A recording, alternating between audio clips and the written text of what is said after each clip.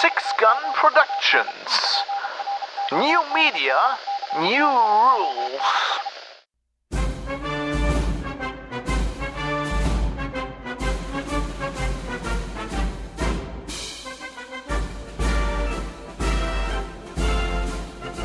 This is Geek News Radio. Broadcast 43 for Saturday, August 5th, 2017. Plunkbag.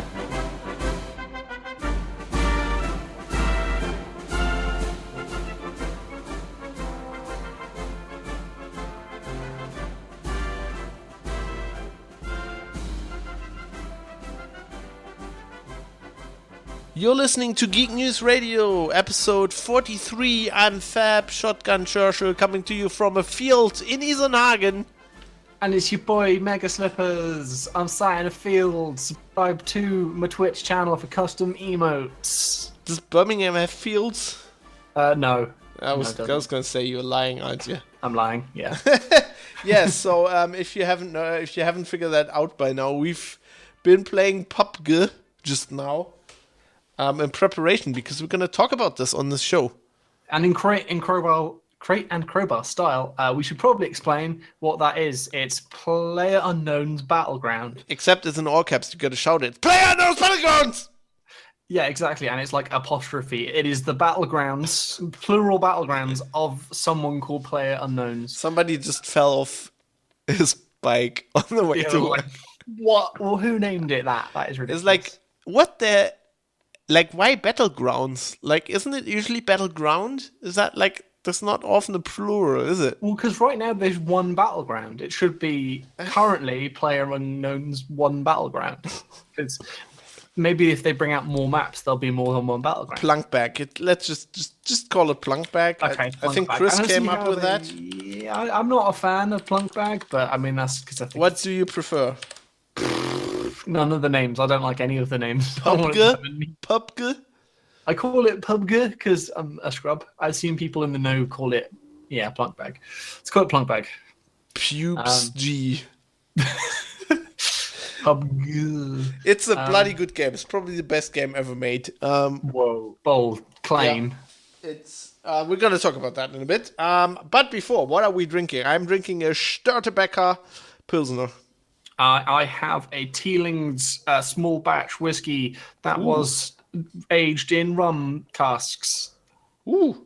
It's from Dublin, but I didn't buy it there because it was good. more expensive because I bought it when I came home. Sounds good.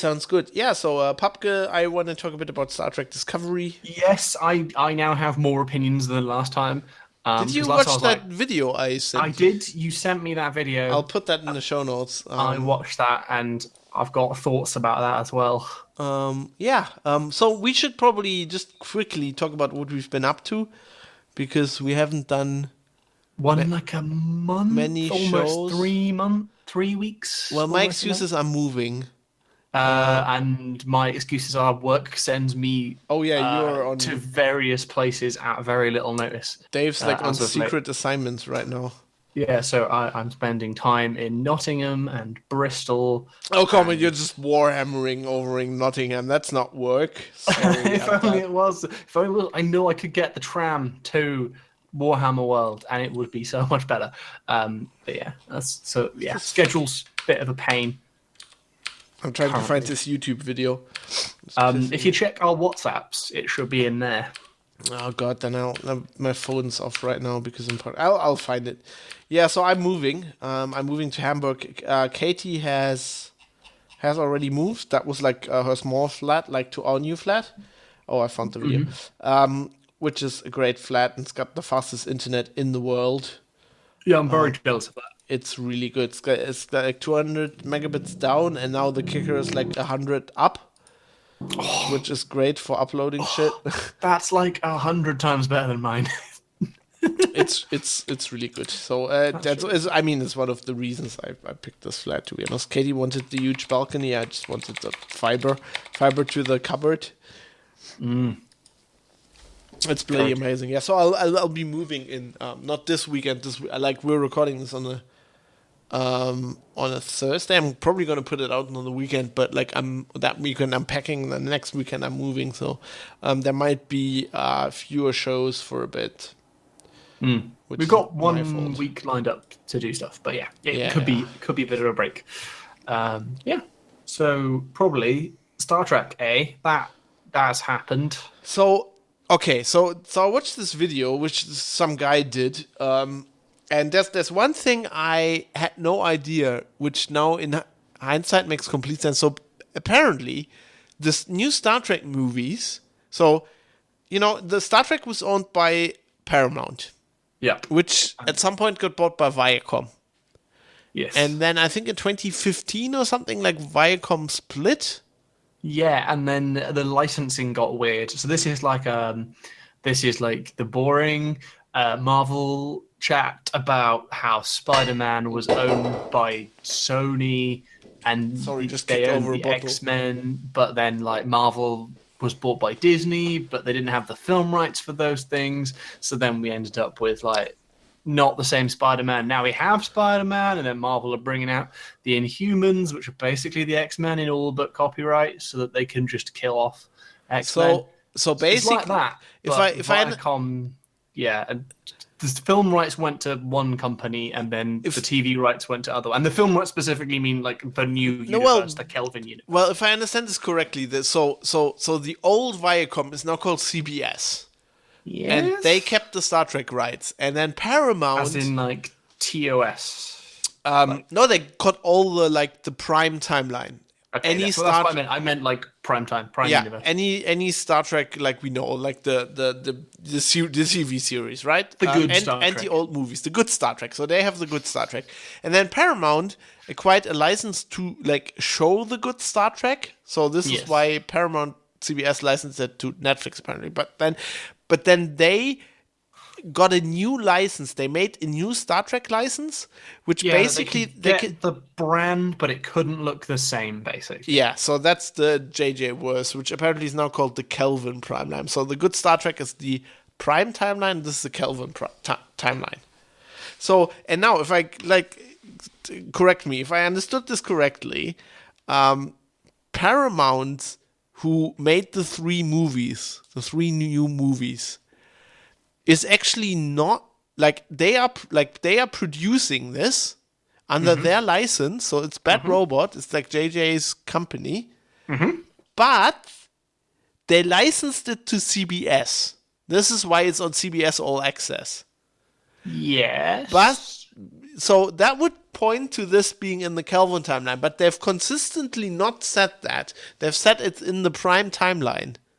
Yes, which it can't really be because the license is different. It's set before the original series, and the main character is Spock's sister, but it's like Spock never had a sister. Well, the thing that gives it away, like if you watch, he had this analysis which I found really interesting.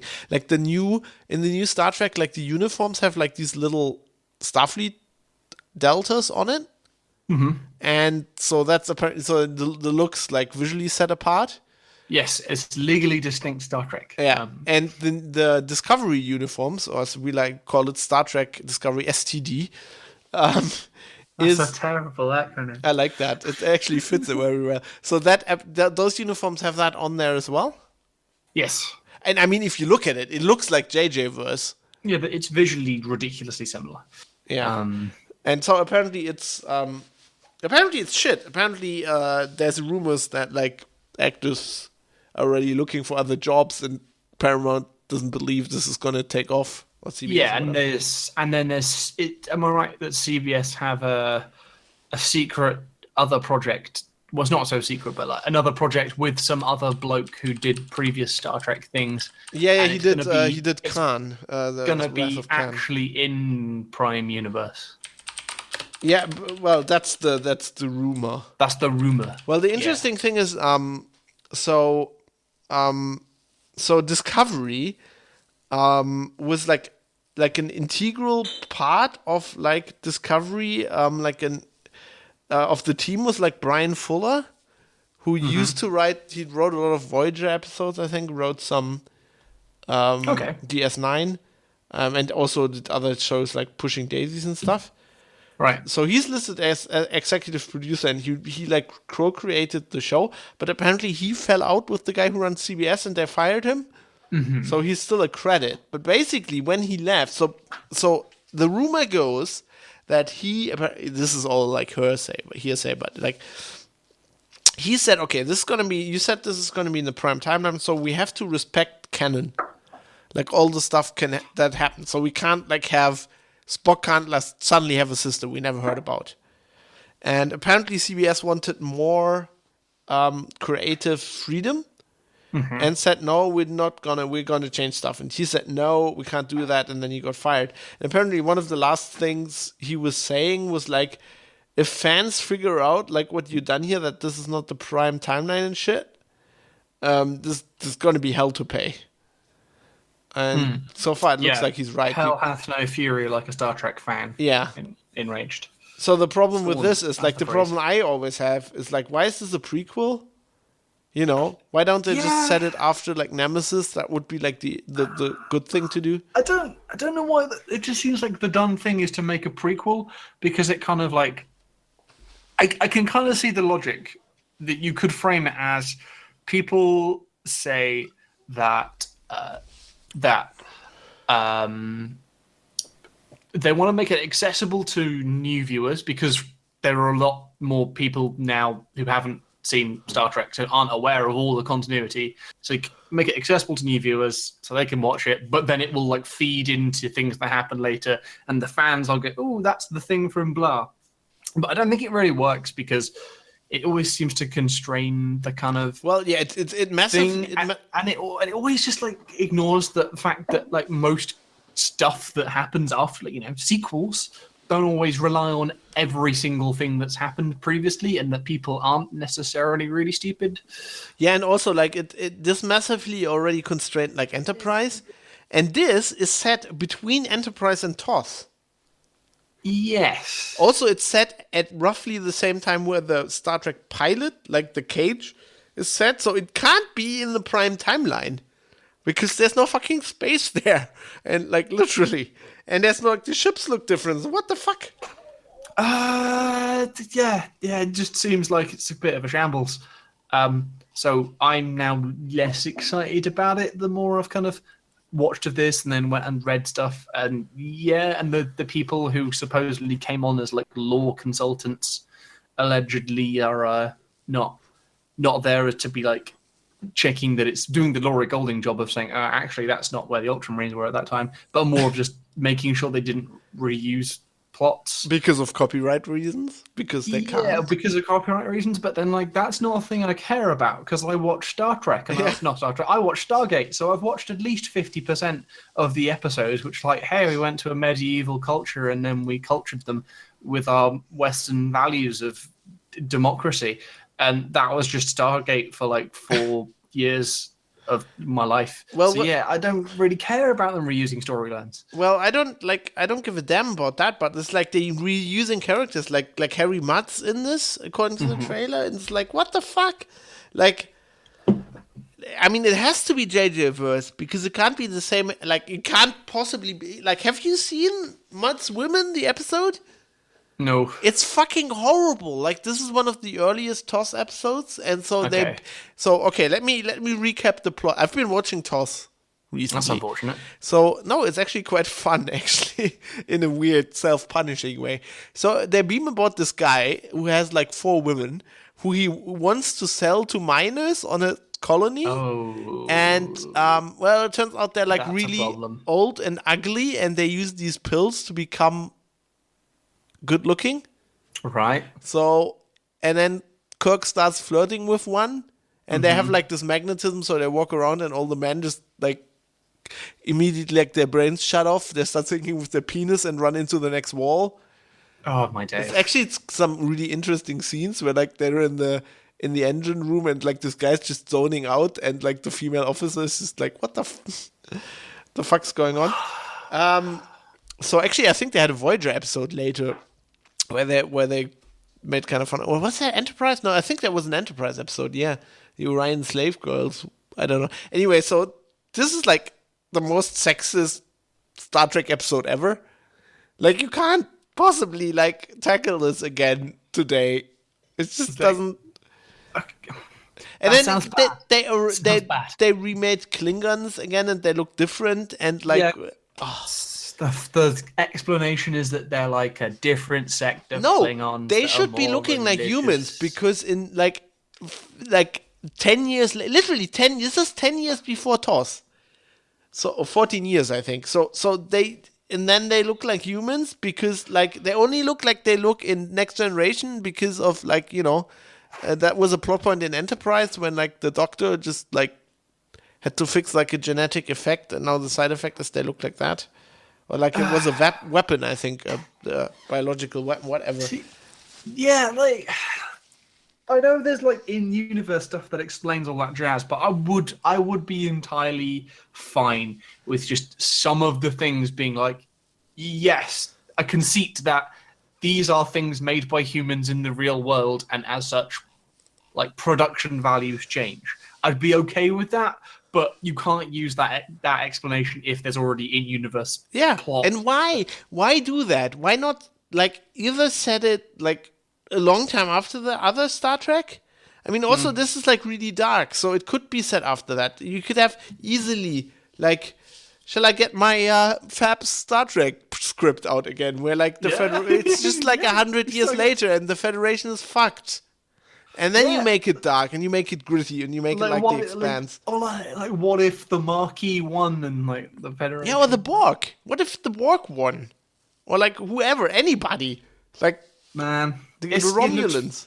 It looks fucking pish, and I'm gonna, like, give it an episode or two and probably give up on it. Well, I'm gonna watch it because it's Star Trek, but I'm gonna rant about it. Like, just brace yourselves. But the thing is, you could just watch more Deep Space Nine. Well, I'll do that too. Like, I'm on season 5 now of my rewatch. It's going well. So it's so good. It's just so good. Well, I gotta say, it's just so good. It is good, yeah. TOS is good as well. Once you get over the hilarious overacting, you basically have to imagine this is theater, right? Which is helped by the sets being really bad, made of cardboard and descending from the ceiling. There's actually, like, they're in, like, I watched this episode, like, I'm in the middle of the first season, which has, like, 30 episodes or whatever. It's, like, really... That's a lot. Yeah, they're all that long. And they're, like, in a dungeon, and you see, like, kind of the paper mache in the bottom, like, the wall doesn't join up with the floor. It's so bad. But that's actually kind of cool. And what's really cool about it is just, like, the overacting becomes really good. Like, there's this, I watched this episode last night where they get infected by these spores, and they just become more loose. And Bones is just like, of course, Kirk's the only one that affected.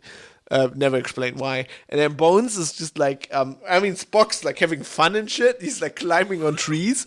And then Bones is just like drawling in his like fucking Oregon accent or whatever that is. And then they just like, so Kirk figures out that like you need strong emotions like hate to destroy the spores. Makes no fucking sense. But then he just like sends like ultra sound waves so everybody gets really agitated. So there's this guy, and Bones is really amazing. He's like just like touches, like runs into Bones a bit, and he's like, "Oh, what the fuck? I'm just gonna beat you up." And the other guy's, "Yeah, you're gonna do. I thought you were no. Oh no. The other guy's the leader of the colony. I get it now. Yeah, the other guy's the leader of the colony, and he says, "Well, you're joining the colony, but you can't like be a doctor. We'll have to find another job for you."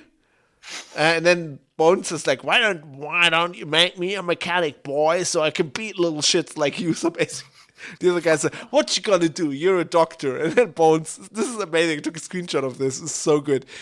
This is like dialogue for the ages. Bones goes like, well, I can show you how fast I can put you in the hospital. So good. It is so. And then the other thing you have to get, like, I'm watching this on like the iPad, and Katie's like listening to it, and she's like, the music they have, like they have like this tension music. It's tension now, and it's like weird stuff's happening. Ooh, it's like literally, it's like I don't know what kind of instrument. It's like a what's that instrument called? That electric. theremin. Yeah, it's like a theremin going like woo. I would put money that they use a theremin. Probably. It's a weird space-aged instrument. In probably. the future, we're all going to be playing It's like- electricity. I swear to God, if you just turn like the music off, if you get a copy of this show without the music, there's no tension at all. Because they're basically sitting like on a bad set, and when the Enterprise gets fired on, they just wiggle around like they do in the later series, but it looks completely shit. I assume you've seen the gifs of people who did. Yeah. But it's almost like that without it being like corrected for the shaking. And then the only thing that creates tension is like the full orchestral soundtrack in the background, dun, dun, dun, dun, dun, dun, dun, dun, and then close up on Kirk's face while he scolds into the camera. Dun, dun, dun, dun, dun. It's good. Watch it. It's so fun. Have a drink, and it's just like after work right now. That's just my happy place. Man, yeah, that sounds kind of. Maybe I'll think about it because I've never watched all of TOS. I've watched episodes and thought, oh, do I have to? But kind of watching Deep Space Nine again. Admittedly, I'm skipping episodes. I'm following. Yeah, I think I mentioned before. I'm following like a walkthrough of like critical episodes to watch that are either good or like plot critical. You're wikiing it. Yeah, because like I know I watched most of it already. Like I have watched the vast majority of it, but I haven't like sat down and fully gone through the kind of main story arcs and stuff. Well, I've never. The thing with me is I've never watched TOS in English. And it's like in German, it's not that bad because it's not actual Shatner's voice. And they actually like one thing is like when he does the captain's log, he just does bullet points. He just goes, captain's log, stardate 417.5. The Enterprise in orbit around the planet. Officers beam down on the planet. This is like, what my god, really? That's terrible. Yeah, it's horrible. It gets better. Like the show actually finds its feet after like maybe 15 episodes. The first 3 episodes are horrible. Like the pilot's horrible. They actually have paper in the pilot. They have paper. They have notes on. They have like this printer prints out shit, and then it's so bad. It's got Rachel Barrett in it though, as the first officer. But it's so fucking sexist. It's just like, oh god. And then it actually gets better. I mean, it's just like, oh my god, like Takei is so gay. Yeah, it's like one of these things where you like, you know, when hindsight, like how do people not realize? Yeah, it's like with Freddie Mercury. It's like he was naked wearing like a king's thing, and it's like how people and Takei is just like where everybody overacts in this, and Takei doesn't really overact with like his voice or his face, but like. Whenever he's like, okay, so he has the direction, you just go there and like relax a bit. And he climbs up on the thing and just like lays down like really like sexy on it. It's like, what the fuck? What are you doing? You're a Starfleet officer. Yeah, like they're beaming down to this planet, which is basically a ranch kind of thing. And they're looking at the stable and the other officer just goes looking and he just like lays down on the fence. Like and puts like a leg up. It's like, what the fuck? That's fantastic. And he's his whole like it is amazing. He's really good. It's like set phases to stunning. Like whenever he you know when they switch positions, like when another officer sits there and like one comes in and they switch, they do that in TNG all the time. Like the way he touches the guy who gets out of the chair, like completely like lovingly, like basically almost gives him a back rub. Oh, that sounds great. I want to take over his job. I'm like, oh, man, it's so good. Yeah, while I pilot the ship, just give me a good back massage. That'd be quite good. That'd be good. I'd be up for that. Well up. Then Shatner's just doing. They keep doing crash zooms on his face, and then just like he says like one liner, and then the camera, I shit you not, stays like 5 seconds on his face. When the music goes like dun dun dun. So that was all like padding out the episode as well. No, I think that's just the way they did like TV in the 60s. It's like the early Columbo episodes as well. It's like the lighting, like you can actually see like the shadows on like the wall behind, and it's like they have a full. They do this like lighting shit where they have a close up of like Kirk's face. and he'll be talking to somebody standing next to the camera, and like there's like parts of his face in darkness. There's like, you know, when you have like film noir and you put light through those blinds, and there's like black and white stripes in their face. It's like, looks like that. It's like, what the fuck were they doing? Is that like art, or is that like, is the lighting like fucked? And the most amazing thing, like this episode I saw recently, they're on like a really low tech planet, and one guy gets out. It's called a lighting tile, right? So it's supposed to be like this tile that's illuminated, and he has this like in this bag, and basically it's a tile painted white. And the moment he pulls it out of the bag, they just turn on the spotlight, and it just gets illuminated, and they're just pretending it's actually emitting light. And it's like, you know, when they get in the room and somebody turns on, like flicks on the torch, like puts fire to the torch, and then they just turn the lighting up. You know that kind of thing? Right, oh, it's so bad. It's good though. I like it. Super. Anyway, Deep Space Nine. Deep Space Nine is good too. Yeah, no. Is Cisco shaven yet?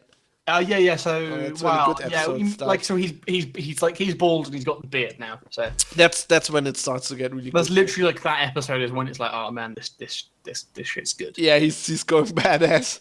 Oh, it's like just I don't know. Like I didn't appreciate the Cardassians at all when I watched it previously, because I really like Goldacott. Yeah, he's great.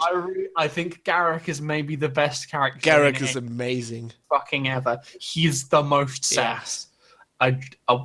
Yes. I want more Deep Space Nine. I want the Garrick is show great, where it's yeah. like Garrick hems some trousers and then also does some spying. I'd watch that, like Archer, but if it was just Garrick being If you fabulous. what's also amazing, just like watch like Jadzia, how she walks. Right. That woman has the most amazing like way of walking. I knew you'd. Yeah. You know how Riker does that? The same thing, like the way, like Jonathan Frakes, he's walks special. Yeah. It's kind of like that. Like Terry Farrell's like, oh god,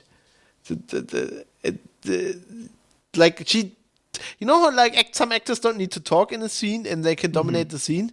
Yeah. There's like lots of scenes where, like, you know how Dex has the thing going on with Bashir, and Yes. he's kind of in love and he's kind of cute and whatever. Just Yeah, like there's like a ton of scenes where he'll be doing all the talking and she just does eyebrows.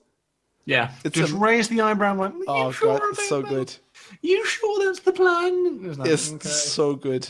I accept you're the smartest person in the robe. Oh god. It's good shit. It's good. And fucking you know, Odo.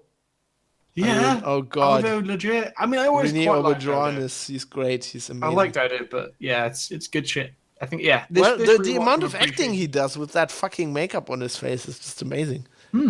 Yeah. I particularly like the episode where Dax does the ceremony where the previous hosts kind of like psychically go into people, Okay, yeah. and is it Curzon? Yeah, goes Curzon. into Odo. Oh and yeah. Turns into just like a boozing lad. Yes, it's great. Yes. I just also like when O'Brien and Bashir just do their lad stuff like in the bar. They're just hanging out in the bar, cracking open cold ones, in the pub, flying yeah. in World War II, like having fucking Picts or whatever. having fun with like Quark. Yeah, it's good. Oh, and like just there was the bit where the Ferengi made the uni. Oh god, it's just good. Yeah, it's good stuff. Like, I don't understand why like you. I don't know why I didn't like it as much before. I think it kind of like disproves my general complaint about Star Wars. Star Wars, Jesus Christ, I'm very confused today about Star Trek. That it's just like moralizing in carpeted rooms, and it's actually like just good. It can also be like really fun. Have you seen the episode yet where Cisco, where they're like in the past, like in the 1920s, and Cisco is the only one who knows? No, I mean that might be one I skipped. I'm not sure. You have like if you skip that, you have to watch that. He gets so angry. Also, there's a video on YouTube which you have to watch. I'm gonna try to find this now. YouTube, I think it's called Cisco Shouts at Everyone. It's basically somebody cut out all the scenes where Benjamin Supercut, Benjamin Sisko yelling at everyone. I'm going to put that in the show notes.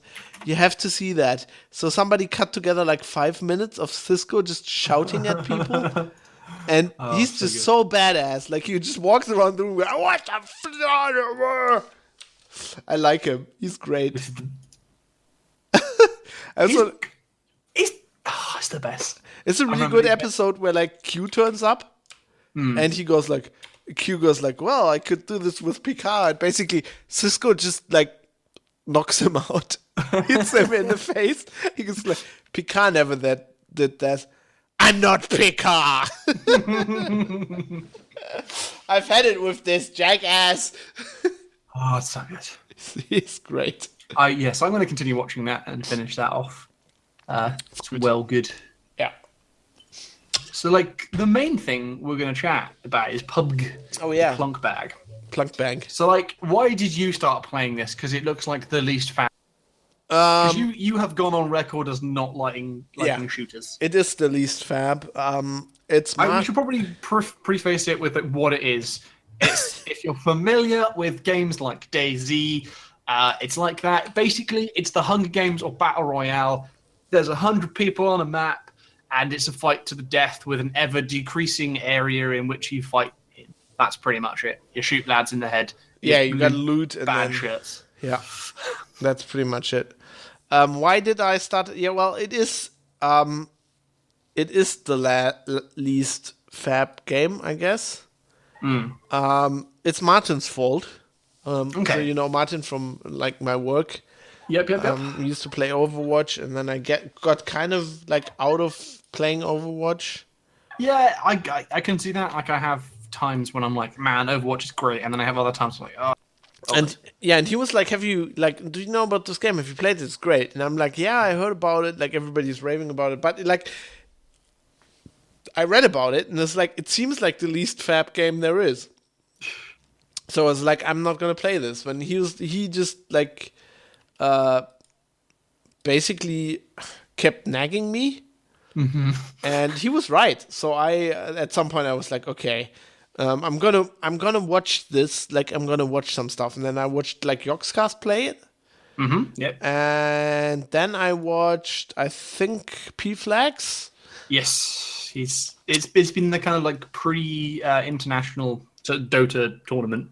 Yeah. So he's been like streaming lots of that, and because when he gets back from the international, it'll just be Dota for 6 months. So right.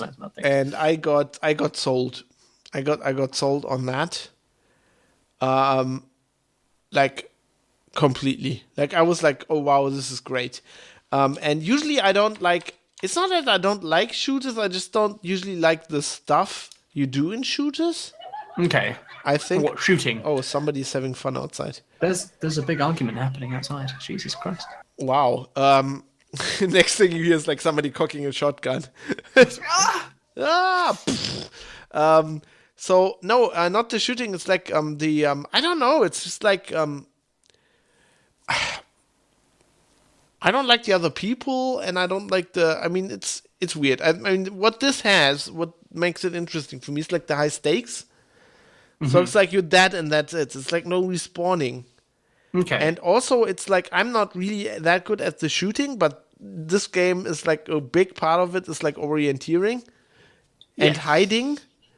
And we played before this show. We played I think 3 games. Yes, we did. 2 games and 1 that didn't count. Yeah.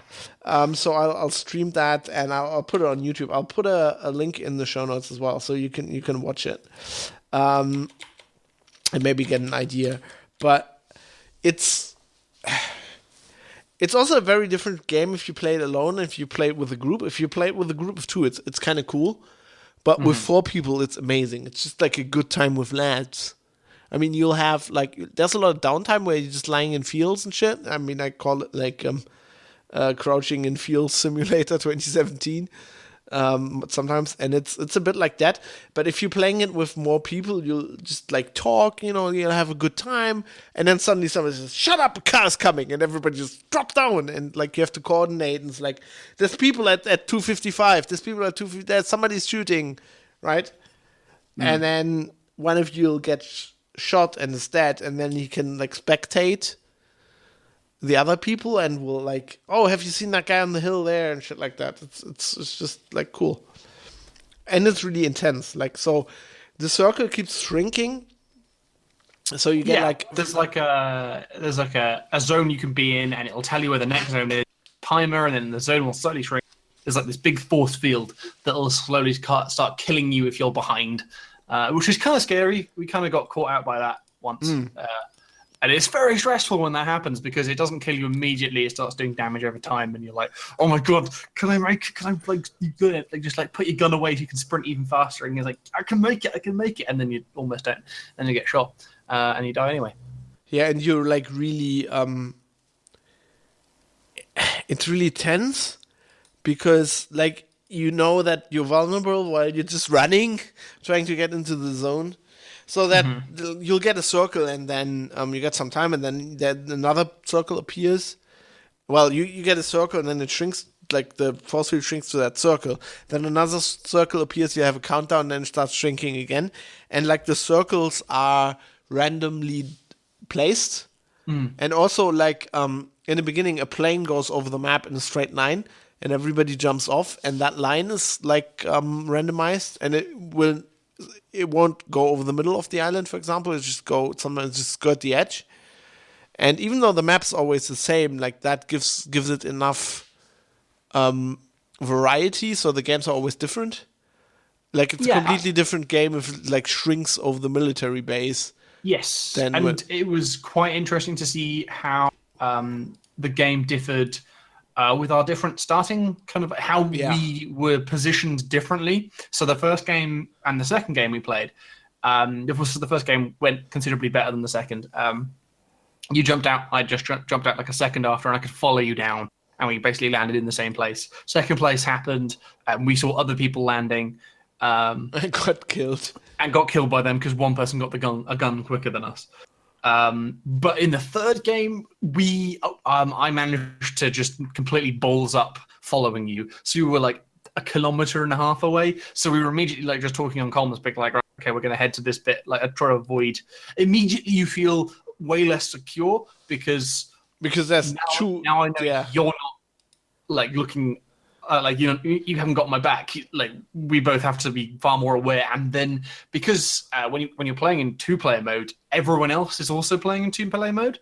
So then you're immediately at a numbers disadvantage of like I have to avoid combat now because I can't take 2 people. I can probably maybe take 1, but I just can't take 2. So you have to be even more cautious at that point. And then there was this point where you shot somebody. Yes. And I was like immediately, where's the other guy? Where's the other guy? I mean, this might be a 2-player team. Yeah. Yeah, it's surprisingly way more interesting than I thought it would be. Because I looked at it and I thought, oh man, this is just another DayZ clone. Yeah. Because, when DayZ was really popular, I gave DayZ like a 10-minute go. And I didn't like DayZ. I didn't like the kind of the zombie shit in it. I didn't like same broken it was. I mean, initially DayZ was way more broken than Plunkbag is. Plunkbag is in early access, but it's rough around the edges. Like there's lag in our first game. There were some weird audio issues, which we then like logged out and then got the patch and then logged back in again. It's kind of got some weird pop-ins. It's got like it looks a bit shit. Yeah, but it's kind of got the same aesthetic as things like DayZ, which it used to be an armor mod as well, and it's like it looks shit, but like the map's huge. I mean, the map's really really big. The draw distance is nice and long. I think is like the draw distance is really important. Like you can see people from miles off, and that's like a key thing. I think if it was like a really high fidelity game, then lots of people would have to draw distance down, and you'd be immediately at a disadvantage. Yeah. It So feels you like mentioned that people turn shadows off, so we were hiding in shadows of trees and stuff. Is there also? Can you also like turn foliage? yeah, off? you can turn that off, and then people Oh, can't 'cause hide. that's fucking bullshit. That does. Well, sometimes people are just slow and like the textures unloading, so you can see people on the other side of like on a hill opposite because the foliage isn't loading even if you have it turned all on. Like, and then if you have like an 8 times or 15 times scope, you can just kill them. Yes. But like, I mean, they are working on that, and it like I think that map feels like a place. I'm starting to get to know it. So the thing about it is, like, there's always stuff that spawns in certain locations, like cars and stuff like that, motorcycles. But sometimes some of them also get randomized, and then the loot, like for example, there's a school, there's a shooting range, there is a military base, and these are places where always good loot will be. The loot is randomized, but only in certain bounds, you know. Yes, so- there's like known things you can get. Yeah, and but, there are like, places you that are know always what. shit, which I seem to pick because they're always off the beaten path. But like, this is also different, also because I mean, this is also like an aspect. You might get shit loot, but also there's nobody there. You're at a big advantage if you're like off from everybody else, and then if the circle's in your favor, you might actually be playing this for 20 minutes and not seeing anybody else, which in this game is really good. Because it means that everyone else is killing each other. Because usually here being seen is being shot. Yes. So I actually, I've never won a single. I got in the top 10. I actually have a video of me getting in the top 10. And I won a 4-player squad and a 2-player squad. And I usually win like that. Like, I do not engage people for a very long time. And if you watch P Flags, he's there with like sips from Yogscast. They're like killing 5 people each every game. That's because they're really competent. Yeah, they're playing a really different game. But I like that you can actually be good at this game without being like that. And sometimes just luck. Like, there were games when you get screwed over by the circle every time and you spend the whole game running, right? Yeah. And then I was talking to a mate who had a game. Literally, the house he looted was at the end. I think he came second in that game or even won it. The house he looted at the beginning was in the last circle. And the last circle is like 15 by 15 meters. Like, it wasn't the whole house. He had to move like in a corner of the house. So depending on this, it like changes the game dramatically. I mean, it depends on what kind of weapons you get. I mean, there's shotguns, pistols. If you have a scope, you can if you can do it, you can sit there and snipe people. And it's like really intense. Like the game I won with my friend Mailworm from work, it got like, we got screwed over by the circle, and then the circle started shrinking at the military base. So first we had to get to the island. So you can either swim or you can go over the bridges. But over the bridges, people will be there and try to shoot you. And so we got on the island, and then we got to the military base. So we got really screwed because we had to get into the military base, and people were already there and they had good equipment. And like, we made all of this, and then in the end, there's like the airfield in the military base. So we're lying in the grass. The circle's like really small. There's like 3 other people alive. And then it starts shrinking, so we're running out of grass.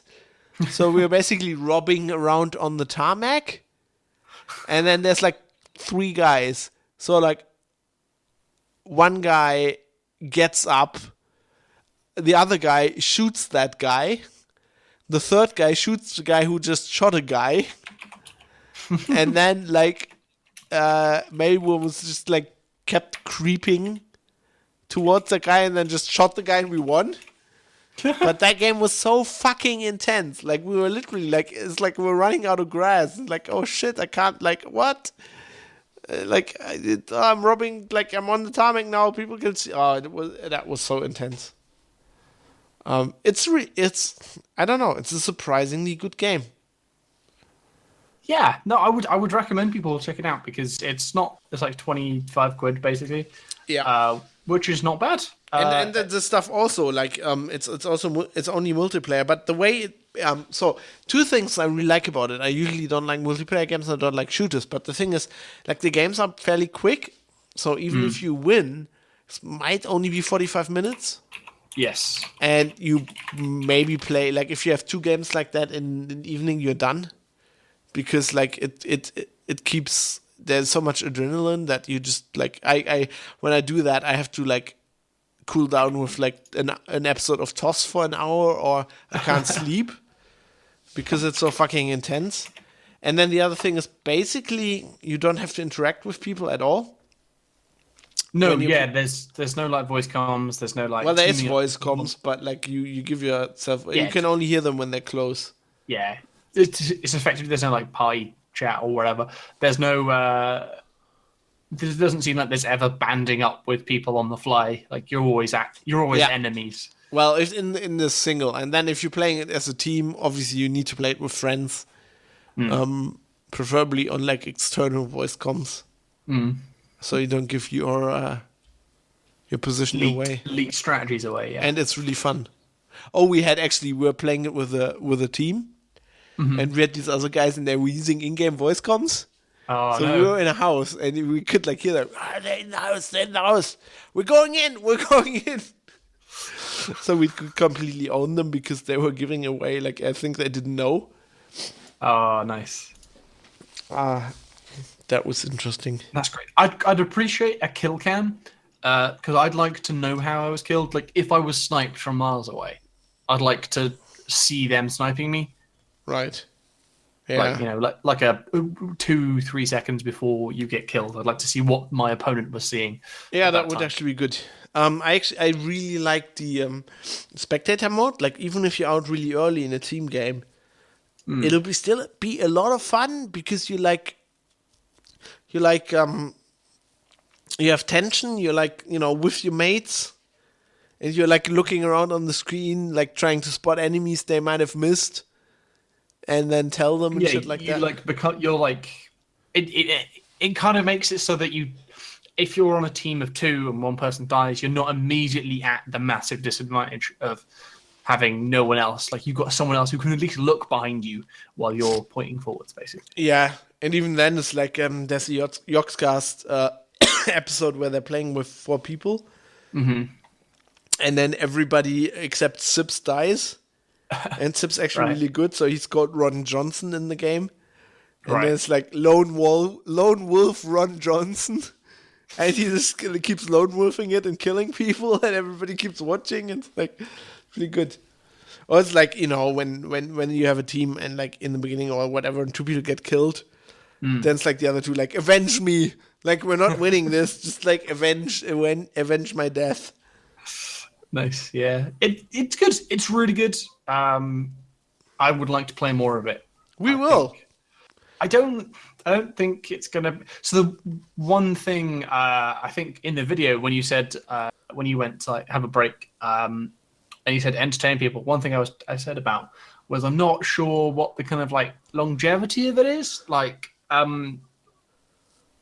so I know it's completely like a different because I used to play loads of Dota and there's no progression in there other than your skill getting better, like you physically getting better at the game. In this, it's the same thing. There's no meaningful kind of like number that ticks up. Like there's a rank, but like I'm not bothered about that. There's like no character progression or kind of anything like that. There's a loot system where you can get cool new outfits that are like new dirty trousers. So I'm kind of like interested to see like how long it'll hold me like that because like that's why I'm playing Diablo 3. I'm still playing loads of Diablo 3 like a month on. Because it's just like I feel like I'm achieving something that I'm like if I'm doing badly, I'm working towards like some other thing. Where in this is like if I have a bad game, I've got a bad game. It's not harmed me, but it's not this doesn't give that to you, so it doesn't give you that like sense of achievement. This will just be because it's a good game. Like if you keep playing it, there will be evenings where you have a good game and you just rage quit. I mean, I've had that, and I'm like, oh god, I can't play this anymore right now. And then 2 evenings later, you're just like, oh god, got that itch. I want to play it again. I think it's just going to be a good game to meet up with lads. Maybe we should get 2 more lads. Yeah, get more lads, more Get lads. more lads and just keep Get playing the cold it. ones, crack them open. I also like the idea of I'm really enjoying streaming this. I never really streamed before. Yeah, no, it's good. People seem to be enjoying it. I haven't the streams, but I've watched the videos on YouTube, and it seems ridiculously easy now to get streams onto YouTube. Yeah, this is really easy. I just, OBS, when I tried last, it was like really horrible. Like years ago, it was hard to. Now it's just completely easy. Stream to Twitch, and then you can just export it to YouTube. And I kind of like. So this game has a nice like pacing of shit happening and then nothing happening for a while. Yes. And then you can just like have bands. Yeah, chat. Bounce with the chat. Get them to subscribe. Get them. So I'm just using it as a vlog now when I play solos. I'll just like chat about life. Yeah, while I lie in like a virtual cornfield. Sweet. Yeah. Get people to donate to the stream. Get like You can't donate. We don't have anything to donate to. A dog, like a dog barking, and then it like reads the message out in a robot voice, God, like no. yip yip yip. Whoa, good game, bro, says 420 Blaze It. Like, that's what I want. I have like overlays. I want like overlays and then Oh, a God. camera of me, just like my face, just being really boring. No, like that. So what you're saying is we need a Twitch partner account so we can like. Yeah, I'm gonna make the sick dollar. Gotta get on that. Okay. That sick Twitch Well, money. if you want that, we can do that. Like I can stream it. My internet is No, it's so good. fucking You terrible. just need to join. I can set all that up. I can like stream it with my amazing internet connection. Yeah, somehow I'll like VPN into you and you can like screen. Yeah, I'll VPN into you. You can have both. I had to buy like a really expensive Fritz box because I didn't want to have the shitty router Telecom gives you. Yeah. And it's like 250 euros because it needs to stand up to like 200 megabits. Yeah, it's the thing. Like most routers aren't going to like actually be able to cope with that. Yeah, it's God, that's the dream, man. If only the fiber to the flat wasn't so expensive. Well, it's ludicrously expensive. I'll stream it, and then we'll get the sick Twitch dollar. And we'll divide it. Yeah, and no, we'll just buy you like fiber. Yeah, just get me the fiber. We'll have a Patreon fiber for Dave. Fiber for day. Yeah, it's good.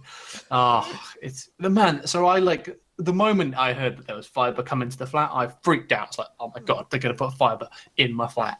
And they put all the wires in, and I was like waiting to sign up. And then like they announced the pricing. I was like, oh for fuck's sake. How much is it? It's like it's not too bad if like you get a year-long contract. Right. But like I don't know if I'm going to be in this flat in a year's time. And then like the rolling 1 month one is like you immediately have to pay like a ridiculous like signing fee, and the cost is double per month. I'm like, that's ripping me off. It's fucking bullshit. So I'm like, fine, I'll stick with Sky Poo and just not upload things very fast. Well, I can, like, if I would ever move, which I'm not gonna because this internet's perfect, I can just get out of that contract because they can't give me, like, in Germany with this law, they have to give you the same service. Mm-hmm. And they can't give me fiber anywhere else, so I'd be out. But I'm never moving again. I'm moving. Yeah, this flat is great. Like, I haven't noticed the airport at all. It's like really because good. Google thinks you live in an airport. Yeah, Google now says, "Oh, you're in Hamburg Airport." And I'm that close. Do you want directions to Terminal 1? Which is ridiculous because I live opposite a bar and I can get my Wi-Fi if I sit in the window. And Google has not once said, "Are you in this bar?" when I'm sat in my flat, which means you must be fucking close to this airport. No, it's just like I think the airport's that big. Okay. And I'm pretty close to the airport. Yeah, I'm pretty close to the runway. Have you? I saw a really cool art installation. So they get like a projector and they point it at the ceiling, and they've got a computer. It was a Raspberry Pi because obviously that's how you get SEO like Right. hit, just to mention our Raspberry Pis.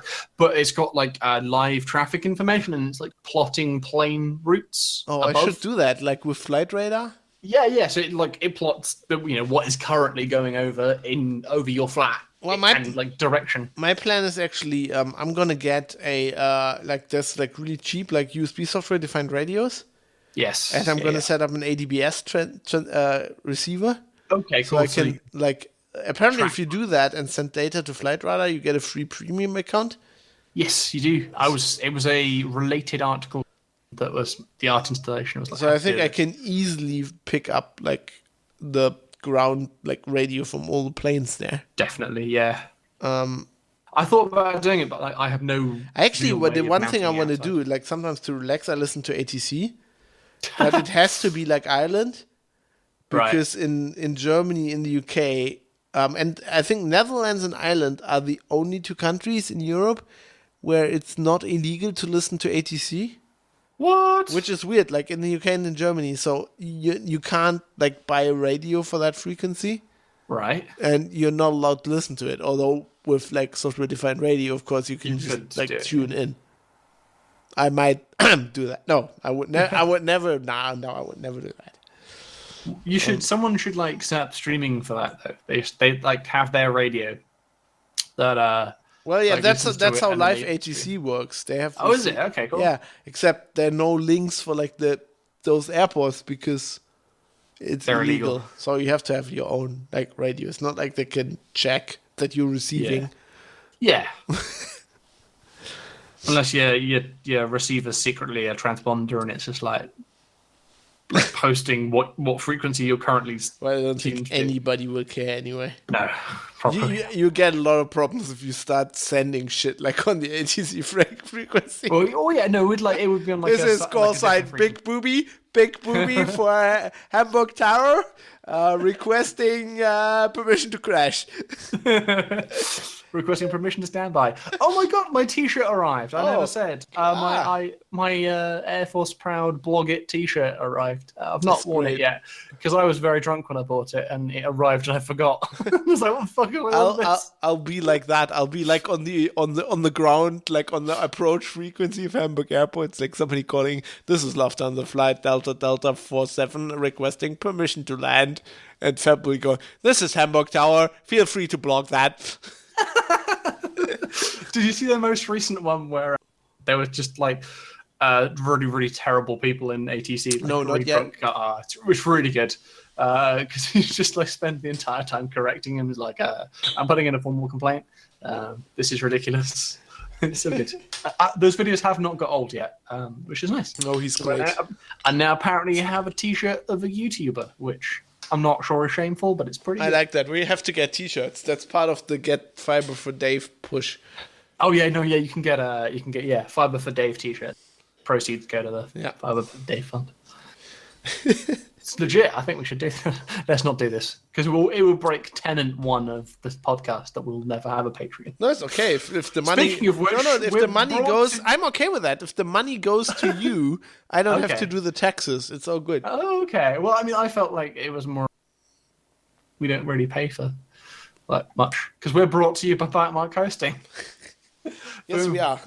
Nailed it. They're great. They're great. You should get your servers with them. Cause I mean, our servers are never down. our servers are never down. Don't hack them, please. Please don't hack our servers. It's good. It's good shit. Was there more you want to chat about? I don't know. No, I think this is why we played. Like, Yeah. I'll put a link to the YouTube video in the show notes, and you can watch that. Yes. At this point, Or go to Pause the sixgun.tv. pause the podcast. Go watch that. It's about 58 minutes. So if you want like a fucking large experience of this bounce, boom, go there. Go to sixgun.tv. There's a PUBG playlist, and it's video number 4, Pineapple. Also, don't we have enough subscribers to get like a custom channel URL? We have. I think we have. Because we've got 1.3k subscribers. Like, I I think thought it was like, it's youtube.com/sixguntv. ah, I'm just forwarding sixgun.tv to it because it's more quicker. Oh, shit, yeah. it We have a YouTube partner account. okay. Because I clicked on our page and it was like, oh my god, we have a custom one. This is like a holdover from the time when I was doing like a Minecraft Let's Plays. I remember And there those was days. actually shit on that YouTube channel, and people actually watched shit. And then we put like podcasts on it and everything. Jesus. Oh yeah. Oh, and we never said that. I've never said that on the show. Sorry. We also have Geek News Radio on there. Yes. We did. We did last mention time. it? Yeah, I I can't said remember. there's We no do. video. Yes, I did. Sorry. Yeah, well, like there's My like a brain's whole like shit. Okay, wow. Like the first one, episode 40 has 88 views. Jesus, that's like Yeah. 88 more people than I would think would listen to an audio podcast in a visual form. It's got a picture that isn't moving. I mean, Shit! that's Yeah, something. don't ask for moving pictures. These things are like big when I upload them. Mm. Because they're like in 720p or something. I think there's some FFmpeg shenanigans you can pull. Well, I'm already doing hardcore FFmpeg shenanigans. Don't start with the Joe Ressing and the moving fucking audio because bars. you don't have it's the way if you encode it with the right way because the image doesn't change. It like effectively makes the video. Dev, I don't give a fuck. I have fiber. That's true. Yeah, you don't care. So You're once like, I "Nah, I'm move uploading there, a terabyte." so when I upload the podcast, like the audio version, takes me about 2 minutes right now. Yeah. It'll take me less than 2 seconds over in Hamburg. It's fucking bonkers. It'll be. I'll have to check if it actually uploaded because I think it broke or something the Yeah, first it's time. like, oh man, that was way too. Yeah, that's ludicrous. I'm very jealous. Right, let's start a Patreon. I want that. Yep, fiber for Dave. Anyway, right. Shall we talk about? Oh, we should mention the tips. I have some questions about the tips. So I tweeted asking for some tips for playing Plunkbag with you. And Jonathan NH says, make Fab lie down less and loot more buildings. Also, open fire randomly to attract prey, hit Fab with a frying pan. So The frying pan's good. I like that. I didn't find a frying pan. That was really sad. You know, you found a crowbar, did you not? I found a crowbar. Yeah, I've seen in a P-Flex video, like he has a frying pan. Like if you don't have if you don't have it like equipped, it like it's on your belt, it like over your ass, and he gets shot. Yeah. And the shot actually goes pling off the pan. He just goes pan shot. So good. I think it actually protects your bomb. That's cool. That's a nice little Twist. feature. It's Nedge, John Nedge. I don't know if it's Nay or Nedge. CCP bloke says hide. We definitely did that. We definitely hid. Holy shit! He's associate producer on Eve Valkyrie. Yeah, he's a lad. He's great. Oh no!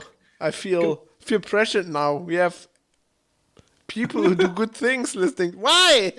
Why did I listen to this? Yeah, so we hid. It was good shit. Yep, we did that. And then Richard Marsh says, turn the volume down on the loading area. What the fuck is that loading area? I want two things. I want a kill cam, and I want that loading area to be fucking gone. Well, the thing is, the good thing with the loading area is like you only hear people when they're close to you. Yeah, It used to be that when you were in the plane, I think they turned that off because we didn't have that. When you're in the plane, because everybody was next to each other. You know how I said they turned the first person off in the plane? Mm-hmm. And everybody could hear everybody, so people would just shout, or, I shit you not, play like Hitler speeches. Mm-hmm. Which is really bad when you're streaming in Germany. Little bit, yeah. Because you get like arrested for that. Yeah, suboptimal. Yeah, so I think they turned that off. So that's something. Good. Yeah, they can just turn that. They can just turn off that entire area. That loading area is crap. Yeah, I don't know. You should have like a lobby or something. Just a list. I just need a number of people who are currently like ready to go. I don't need to run around. Yeah, and just tell me because you don't have enough time to explore the map. Like, because that's the thing in Overwatch where you've got those loading areas. You're there for a longer amount of time, and the map's smaller, and you can cover more percentage of ground. So you can kind of like, if you don't know the map, you can like potter around and like learn routes and stuff. Whereas in this, it's like, man, you're on the beach and. I just want a lobby, and it just needs to tell me if like P-Flex on the server, so I can brace for the headshot. Yeah, with the scar. Yeah, the scar's legit good. What's really good is like the the K what's that, K98K? This is like a German World War II carabiner rifle. That's like the normal sniping rifle. It's like a modern sniper rifle, like the Arctic Warfare Magnum AWM. You can find that in like the loot drops, but the K98K is like the best sniper rifle you can just like normally find. Cool. It's like a bolt action. That's good. But the Scar is also good because it's also an assault rifle. And it's also good in close quarters. Like that bolt action rifle, obviously, it's gonna do shit when somebody comes like running up to you with a shotgun. I'm sticking with the shotgun. Yeah, the shotguns are kind of fun. Shotgun Churchill is sticking with his shotgun. You feel like kind of silly, like looking over vast plains. You're like, "Yep, I got a shotgun, effective range, diddly squat." I got that nickname because we were looting. So basically, we were looting a place, and I had a shotgun, and I think a pistol or something, and I tried to switch like the pistol for an assault rifle.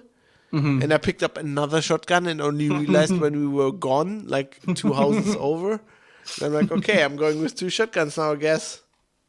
Which they use the same ammo type, don't they? Yeah, that's a 12 gauge, which is handy. I actually like because every time you use one of them, you're depleting the ammunition of both. Right, but it's kind of like bad. No, but you get a lot of 12 gauge lying around, and you don't use that many shots because it's a shotgun. Also, the 2 double barrel, which I thought was horrible because you only have 2 shots. That like if people don't have like level 3 armor, that kills them in 1 shot. Nice. I actually in the last video I did, I'm actually shotgunning a guy from behind. Nice. I'm like, first barrel miss, second barrel bam, yeah, he's dead. Cool. Yeah. I had like the auto shotgun. It didn't help me. I still died. Well, yeah, that guy was better than us. Yeah. Oh well. Right. That is it on the Plunkbag. I had some like 40k bants because this is secretly Angels of Death. No, it's not anymore because now you're a fucking ultramarine. Yes, and also I have an income, which means what? This is the cheat sheet. Mike are the Angels of Death, right? Yeah. Well, that kind of Mike kind of likes. Did you see the photo Mike put on Twitter of all his Ultramarines? He's got a lot of Ultramarines. Yeah, but he's doing Blood Angels now. Blood Angels Successor chapter. Yeah, well, that's okay. The secret to Warhammer is just to have money, because then you can just buy what you want. It's good. You know what the bad thing with Warhammer is? Actually, nothing. The worst thing about life is when you're young, you have time, but you don't have money. And now you have money, but no time. You don't have time. Yeah, so... I'd kill for some time. I literally would. Okay. If I got like, if I was able to get like 3 hours more in a day of free time for 10 years... I shit you not, I would just literally beat somebody to death with the frying pan for that. I'm just saying, legally, as the podcast's legal representative, don't do that. That will be bad. Let me get my shotgun.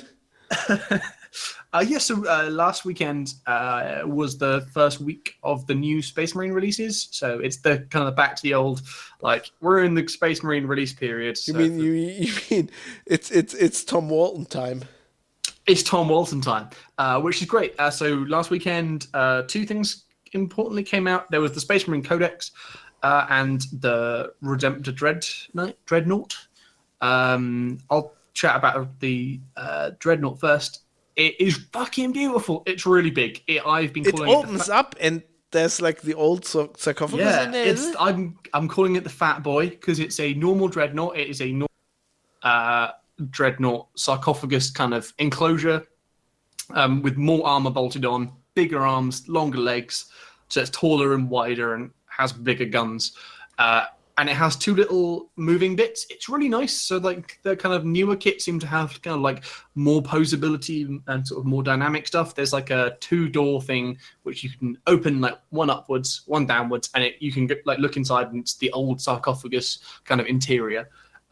which is really nice. It's a really, really good kit. I ended up assembling it in a hotel in Bristol. Because, the previous week, I was very bored. Just like we went for meals, and I was like, "Oh, well, that's me. I'll listen to some podcasts and go to sleep." So I took my Space Marine Codex and my little kit for snipping and gluing, and I assembled a dreadnought. And it didn't get crushed in my luggage on the way home, which was nice. Wow. It's you can tell. So Tom's done. Oh god, I have to move my Space Marines. No. Yeah, get a KR multi-case. Soft foam to protect them inches, hard foam to protect soft foam. That is emblazoned in my mind. Like I can hear that. It's work. So it's a good kit. It reminds me a lot of like Gunpla. It's because Tom's done quite a bit of the Tau suits. He's done like the massive Tau suit, and it kind of feels like. It's got an instruction manual. He's playing the Warhammer. It's got a color instruction manual that tells you where to apply glue. What? Yes. So it's color coded. Surfaces that you shouldn't put glue in because like there's moving pieces. They're red. Like don't put glue on there because you'll fuck it up. And then there's surfaces that have yellow on them. And there'll be surfaces that you should apply glue to. What is this wizardry? This can't possibly be a Games Workshop product. I know, it's amazing. From like they've forsaken all their traditions. So my Reboot A 30K does not have assembly instructions at all. Admittedly, it's not that difficult. Like you can just look at it and see how it goes together. But even the Primarch kits, the ones that came with the triumvirate of the Primarch kits, they've got instructions, but they're not like the most clear of things. I derped up there. So they're like IKEA instructions. Like, yeah, what the fuck really are you trying to tell me? Whereas the Dreadnought one is really clear. It's like take these two bits, put them together, and then put it in this, and then this. It's just like step by step, really nicely done, really nicely laid out, and it's just like clear view angles. Like it's just good. I'm liking that. I hope the tank that's coming out this weekend is equally nice to assemble. Is this a Tom Walton thing as well? I think he did that as well. He was involved on it. Is this the repulsor tank? Yeah, the repulsor tank, whatever it's called. Apparently, so the Primaris Marine who's on the sponson, but it's not a sponson, but the turret, was the first Primaris Marine to be finished. Like it was the first Primaris Marine that they did, which is kind of cool.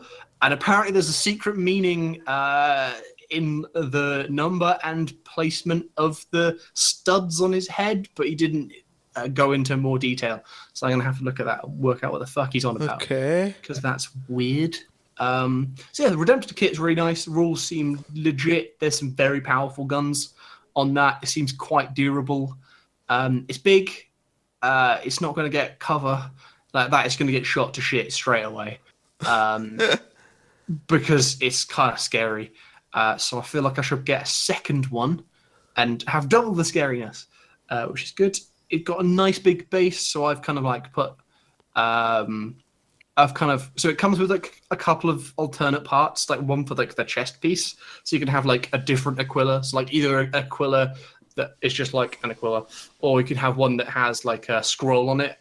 So I've taken one of those and like chopped it up a bit, and I've stuck it on the base, and that's going to be painted in Imperial Fist colors, because fuck you Icarus and fuck you Joe. What? Like, screw the Imperial you Fist. Fucking heretic! All I'm suggesting is that the Imperial Fist try to do a job and they didn't do it well. I love that chapter. You fucking heretic! You smurf! Get off this fucking podcast! Exactly. That is exactly why I did it. I want to taunt people with that shit. So it's good. It's a really nice kit. I'm loving it. The Codex, it's good. So the Codex is massive. It's gone in completely the opposite direction to what I hoped for. Because when they announced the indexes and that they were 15 quid, aside, I know you complained that they weren't clear what the position was with no more codexes. Right. And I admit they weren't clear, but I now see the point, is that they needed to put the indexes out so that everyone can play the game, because all the old codexes aren't valid anymore. Yeah, I get that. But it's the kind of the start off, and then from now on there will be codexes. Well, I didn't complain about that. No, the thing is, I was saying like the rumor was there are no codexes. Which is completely How wrong. much is that codex? Loads of money. So they're not cheaper. They're not. So I was really hoping for like a paperback, like in... Mate, it's okay. We've got money now. The time is the problem. Well, no, because it's just carrying the fucking thing. This thing is almost as thick as the rulebook. Just get the ebook as well. Well, what I'll do is I'll just like print my army off on Battlescribe and just like tick the button that says like print the rules along with it, and then not take the book, because it's about 60% fluff. It's got shit tons of lore. Oh god, I need that book. Yeah, so it's got like all the jazz. I want the fluff. I want the fluff. Give me the fluff. So this is mostly fluff. Yeah, it's got like the list of like all. They're putting out too much shit. There's like a codex next week as well. It's like I can't. Like yeah, next week there's what is it? Is it Grey Knights and Chaos Space Marines? I think next week. Dude, I get it. Like. That's why you just gotta pick one and just like. You know read what it and my appreciate fucking it. flat's costing me now? Loads. You know, I live in a really posh area in Hamburg now. I've got like the river next door. It's amazing, but it's really expensive. Also, petrol. I have to go back and forth now. Oh. Move somewhere cheaper and buy more Warhammer. No, that flat's amazing. I'm over my dead body. Am I leaving that flat?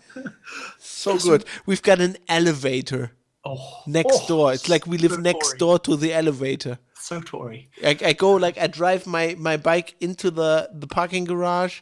I walk around the corner and go in the elevator. I'm next to my flat. Beautiful. So That's good. lovely. I could actually, if there's flooding, I could probably get the bike through the door things and go into the elevator and drive it into my living room. Nice. So the book's really good. It's got like it's mostly fluff. It's got, how to make a Space Marine, history of the Space Marines, kind of like a bit of like all that background stuff on the kind of more modern stuff. I've not finished reading all the fluff, so I'm not sure how it kind of fits in. Then it's got like kind of really nice like page. So it's got like like a side of the page will have some artwork of a character like Lysander or Pedro Cantor or whatever. Ooh. And then Lysander, the rubbish man from You the mean terrible thing. real Space Marines? Rubbish Space Marines. And they'll have like a whole page about their lore and their history. So it'll like maybe go into the Crimson Fists kind of like history or whatever, which is really, really nice. I'm liking that. And then it goes into the rules. Most pretty much all of the rules. It's all basically the same as in the index, but there's some bonus things of like the more like things that weren't released when they made that. And then it's got like, so that's kind of like by the by, basically didn't need that. But then it's got the chapter tactics, which are kind of like if you are a chapter, or say you declare what chapter your Space Marines are, they get some bonuses. So like Imperial Fists literally get Dark Angels, the Dark Angels. Well, no, so because Dark Angels are going to get their own codex. No, so I need to buy that as well. the Imperial Fists get bonuses for like attacking buildings. Literally, that's a thing. It seems kind of bad. They kind of nerfed. Well, not nerfed, but kind of like screwed over. What's the face? Jagatai Khan's lads. The White Scars. White Scars. They kind of made them non-fluffy. Like they're not really. They just don't like seem like the kind of fast attack bike squads that they should be, because that's just what they are. But the kind of bike squads are kind of shit. The Ultramarines have probably the best. Of course they do. The best chapter tactic. Fuck you. Fuck all of you and your blue friends. So infantry and dreadnoughts, and I think something else gets the rule that they can shoot after they fall back. So falling back is you're in close combat. As your like movement, you can disengage from close combat, but normally you can't do anything else. So you can't charge out of it, and you can't shoot after you've fallen back. But this chapter tactic is that the units that have this rule can shoot once they fall back, to kind of like they can make a tactical retreat and then shoot. So like if a unit that isn't very good in close combat gets engaged in close combat and survives, they can fall back and then pelt them with rapid fire, which is nice. Yeah, it kind of like seems like the objectively best one. So I can see that comboed with the ludicrous that is Rute. He is bonkers. I've watched quite a few battle reports of 8th edition involving the Ultramarines, and I've also had Tom Williamson, friend of the show. He went to a tournament and complained about Rabute because he kind of gives the buff aura of re-rolling to hit and wound, which is pretty bonkers. He's also ridiculously tough, but he only has 9 wounds. So there's the rule that you can't shoot at like a character.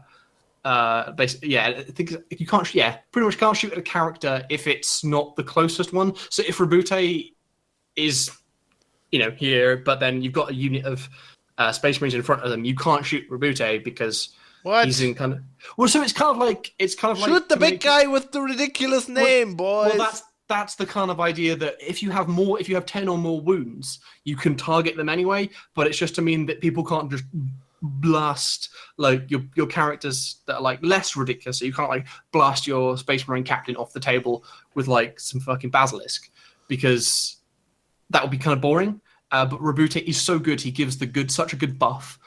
He has ridiculous stats in close combat, and also probably the most bonkers rule. I really like it because it's kind of thematic, but it needs a bit of tweaking. Is that when he dies the first time, he comes back to life with he does.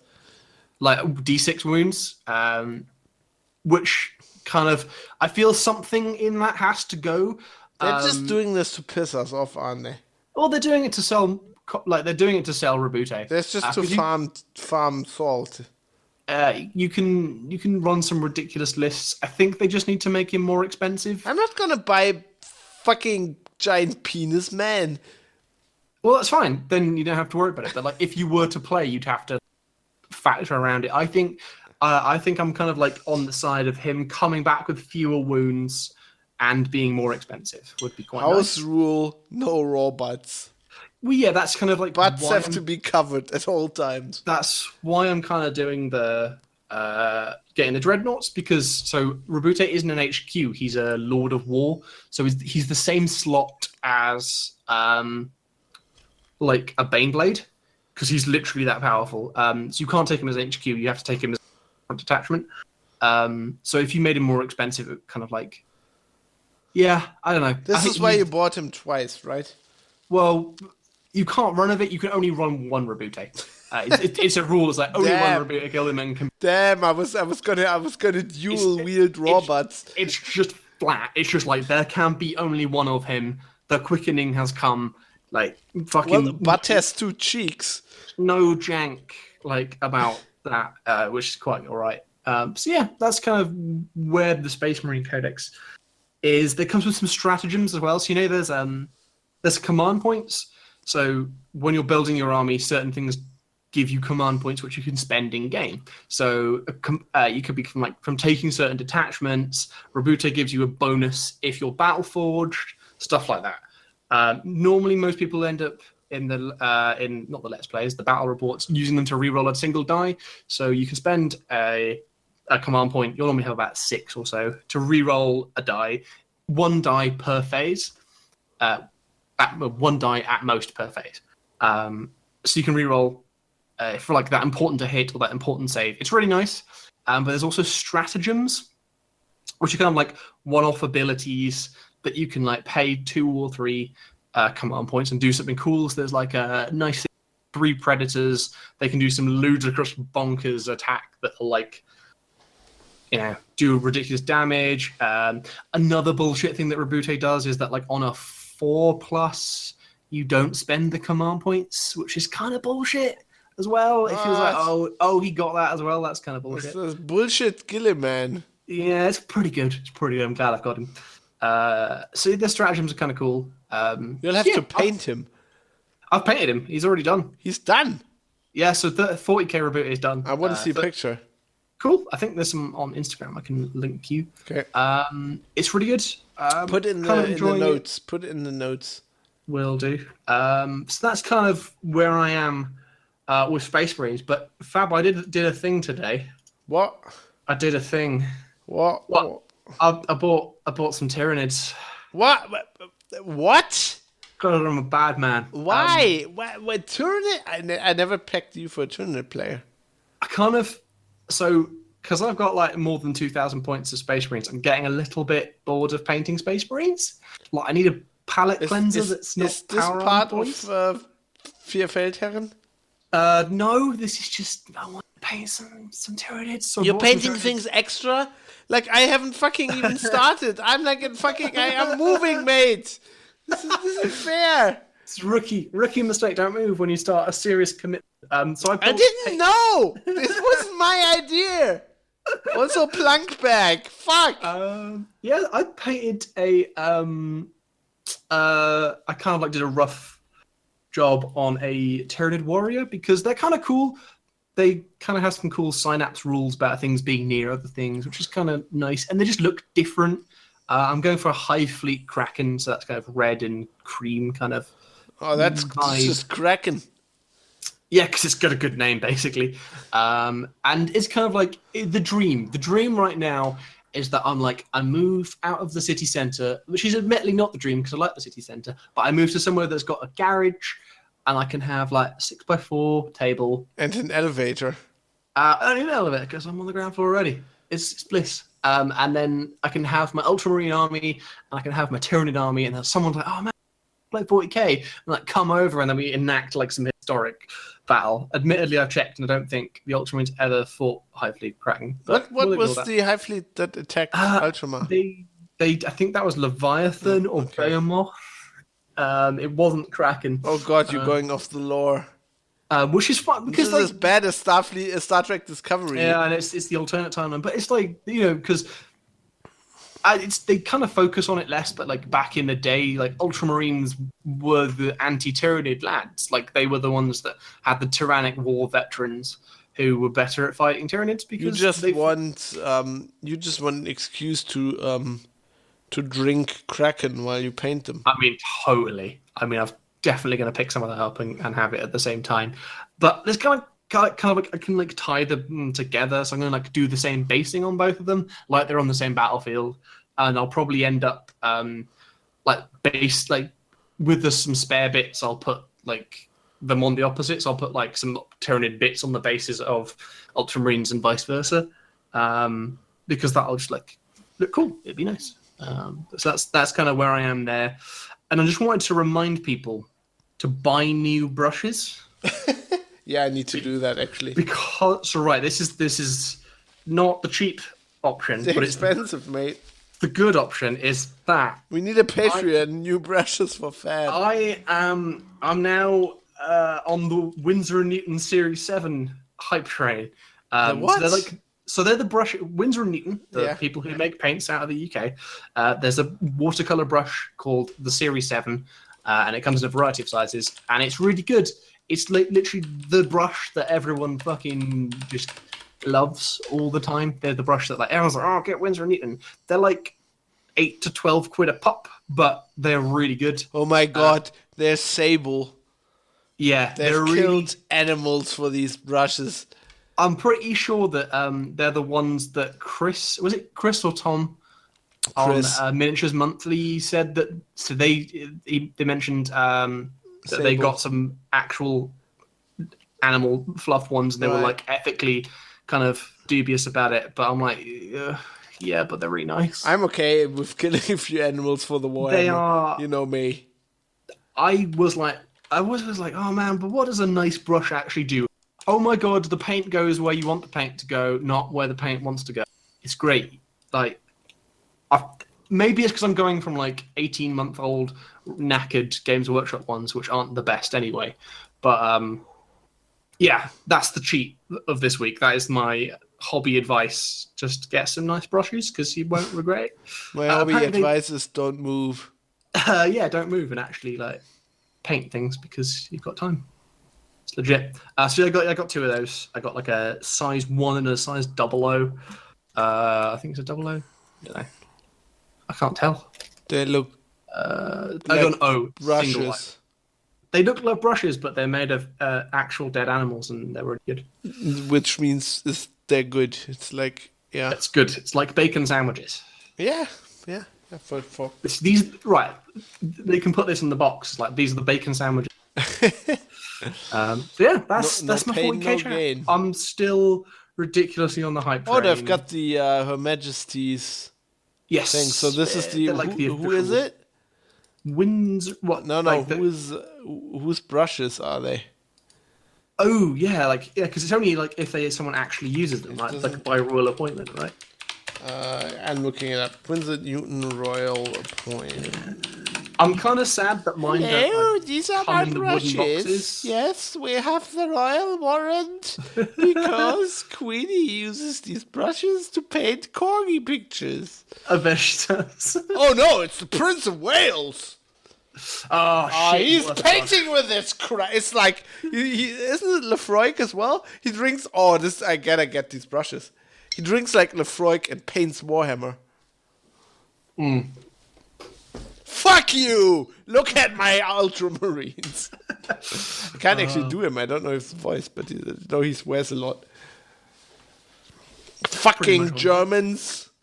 Probably what he says. I killed Germans for these brushes. World War II, you know. Oh god. Philip, come to bed. No! I need to paint Robert Gilliman. Philip, will you stop doing? Oh, Philip retired. He's retired now. I retired to paint Warhammer. What I didn't tell the Daily Mail. It's like he's not tired. He's not old. It's just Not tired. I'm retired. It's like retard. He's actually getting really into the Fate of Conor world event. That he's like, man, I'm going to go to all of these events. I don't have time to meet people. I need to study up on the lore. He'd be playing Imperial Fists, I think. I don't know what army would the Queen play. The Queen. The Queen would definitely be like Custodes. Oh yes, definitely. These are my golden lads. I feel like Philip would be like a Forge World only armies. Like Death Corps of Death Corps of Krieg. Probably not that, but like Mordian Iron Guard with the uniforms. I think okay, so he's that. Philip, the trick is to use a lot of flamers in 8th edition. The trick is to use 2 thin coats and water down your pants. Oh god, no. I think Prince Charles, because he famously was like anti GM food because it's going to turn you into grey goop. So I feel like he'd be like Tau. No, because that'd be like too technologically advanced. He'd be orcs then. He'd be like the antithesis of the Tau. Orcs. I really don't know about it. All the other royal family are like, I have no idea like what makes them distinctive. Like they're all just people. Really. I don't know. I feel like Pippa is going with the Eldar. Maybe. Yeah. Although, anyway, that'd be pretty cool if she just had like a Imperial Guard. She just like, yes, here's my 40 basilisks. Like, whoa, Pippa. Dudes. Yeah. Since Dave's is like, kind of bragging with his painting, I'm just gonna get back at you. Speaking of war and the Imperial Guard, which has a lot of tanks, guess who's filming videos with actual tanks right now? Is it Heiser? No, it is Sabaton. Oh, is it now? Sabaton, who is actually doing a PR thing with Wargaming, promoting World of Tanks. Yeah. And they will be at a party at Gamescom. Nice. Are they playing? They are playing at like a gamer party, which you can't get into.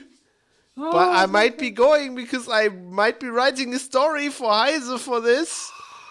And I think I'm gonna have to petition CCP to get them for next fan. oh god, I'm gonna try to get a selfie with Joachim. That'd be nice. That'd be so nice. Oh, Yeah. oh, Just, I'm so jealous of that. yeah, 'Cause, they're in Cologne. They're playing in Cologne in Palladium. Oh man, just go. I will.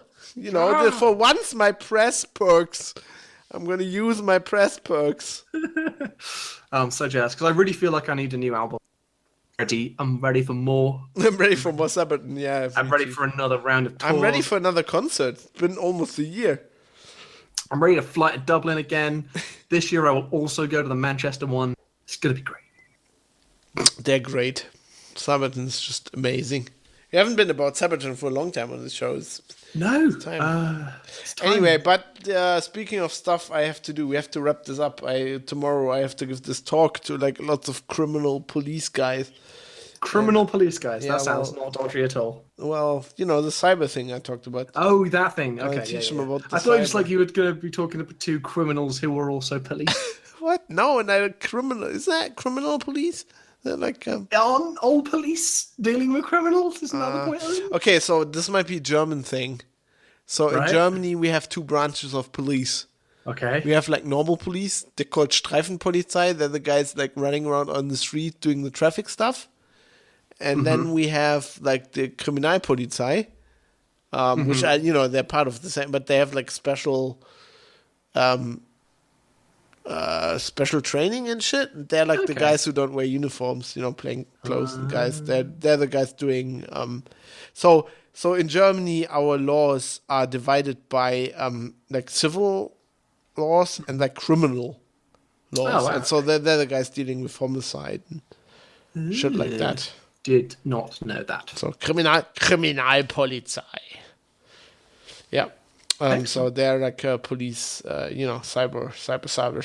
I'm gonna tell them all about the cyber. Dealing with the cybers. And I've got fucking golden eye in my slides. Yes. It's gonna be good. Anyway, let's do the feedback. So We had questions in the Discord. Discord's been... sorry you cut out. Oh, man. You said Discord's been Nice and busy this All recently. right. It's been really nice. We've got lots of chat, made a Warhammer channel. We discussed Reboot. Oh, so that's where that came from. Yeah, because we were just talking about it in Bants, and I thought man, if people don't want to hear about 40k, they You should just probably made a Rawbot channel. maybe. I might just do that and just post just photos of. Oh God, nudes. Reboot nudes. Is there already like a 4chan? Oh no! Like, Oh man! Raw I bet there is. butts. I do not. do not want, r/ do not raw want. butts. No. If that doesn't exist, somebody has to create it now. Not me. Jay Poser asks, Mega Slippers, you went to WCP. WCPW, what is that? Culture Pro Wrestling. So it's a company organization called What Culture, and they run their own wrestling thing. So What? it's analogous to like a different WWE, except in the UK. And I went to one of them in Manchester, so they kind of film them and they kind of put them on YouTube, so you can watch them for free on the internet. There's kind of like a subscription service. Not all of the matches and stuff will be on YouTube or whatever. So I went to the one in Manchester, which was the first one of them rebooting because they kind of like had some financial troubles, but they're back. So I went to that last month. And that was fucking amazing. I have been to now 2 live wrestling things and I've watched quite a bit of WWE. And it is by far the best kind of wrestling I have seen. It had like some sort of like Japanese wrestling kind of. There's some sort of other thing that I didn't really fully understand why it was, but there was like Japanese wrestlers like having a tournament like interspersed, and that was really good. They were great. There was a guy who had a plushy cat, like a small like soft toy cat, and it was adorable. And he beat people up. It was great. The single best bit was a tag team match almost at the end, where there were 2 gigantic guys. They from the sitting down, they looked like as big as me, and they're dressed as Vikings, and they're called War Machine. That's their tag name, and they're just fucking massive beardy blokes, and they were fighting. a tag team called the Swords of Essex, who look like they're from literally like the only way is Fucking Essex. Essex.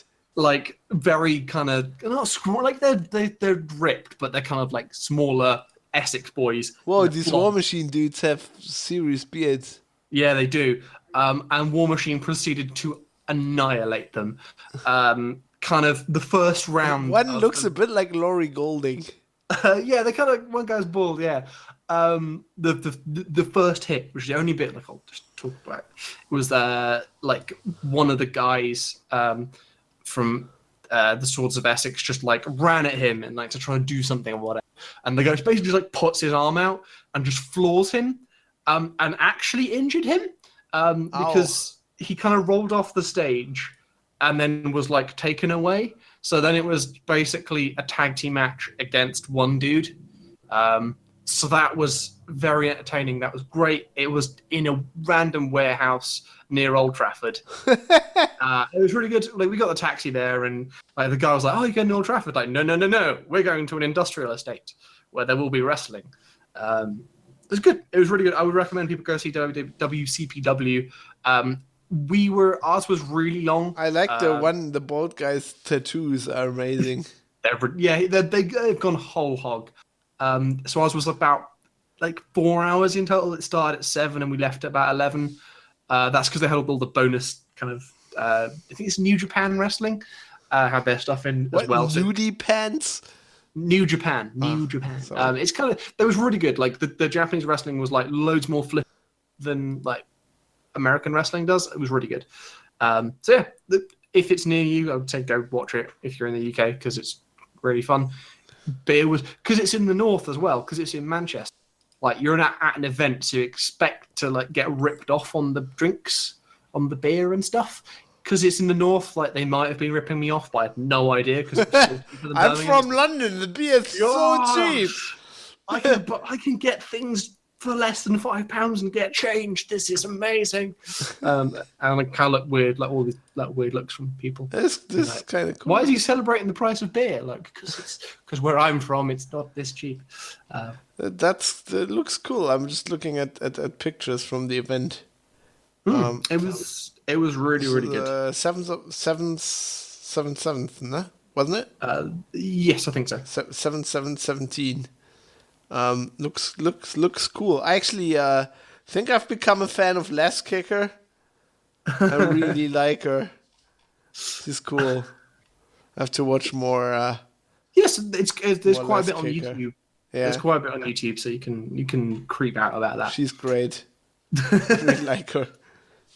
Found Fault in Love, episode 4000. My kind of gal. No, I just like her steampunk thing. Stevrina was really hating on that. I really, it's my jam. Anyway, more feedback. Two bits about my opinions on Final Fantasy. I made the bold claim that it's terrible, to which X1101 says, Megaslip is an awful heretic and should be burned. Hold it right there. Nothing to do with anime. Yes, he is. Fucking Ultramarines. Case closed. Based solely on his views of Final Fantasy. Super User says, Blitzball was the best part of Final Fantasy, said Mega Slippers, literally Hitler. Mega literally Hitler slippers. Yeah. You're now Mega Hitler. No. Final Fantasy's awful. Final Fantasy is terrible. It's just the worst series of games that everyone loves. It is. It's horrible. I've never understood it. Why people like it. I played. So 12, when I was 13, in Wimbledon, I used to go to that pub where like there was Squeenix there around the corner, and there were like all these Squeenix guys, and sometimes I got drunk with them, and like the one thing like I made myself hugely unpopular by saying I don't get Final Fantasy. I never have. I never will. It's just one of those things. Yeah, I'm with you on that one. Good. I'm glad we agreed about something. We had some tweets. I had one tweet. It's from RSST// What Amocleme, yes. Friend of the show, yeah. And links to a thing about why there were so many hurt cops in Hamburg during that thing, but it's in German, so I have no... Well, so he says hashtag friendly fire. And I read that story, and I think they corrected the story. Oh, okay. I think the story originally read the Polizei. Sorry, I'm already saying that. The police said, I'm too German. So the police said 150 policemen from Hesse got injured because. So the original story apparently was that they got injured by their own tear gas. Right. But apparently it was later corrected. So apparently the guys, the demonstrators, apparently they used tear gas, or like it probably wasn't tear gas. It was like, the CS gas, the one you can just buy. Yeah. The capsicum, the Capsaicin. Yeah. What? How do you say that in English? Capsaicin? Yeah, whatever. The thing in chili chilies. shit. Yeah. So I think it was that. But who knows? Okay. Well, also, he's right on that. I think he's on the other side of the debate. We had some talks on Twitter. He's a really nice guy. I met him at Seabird 2 years ago.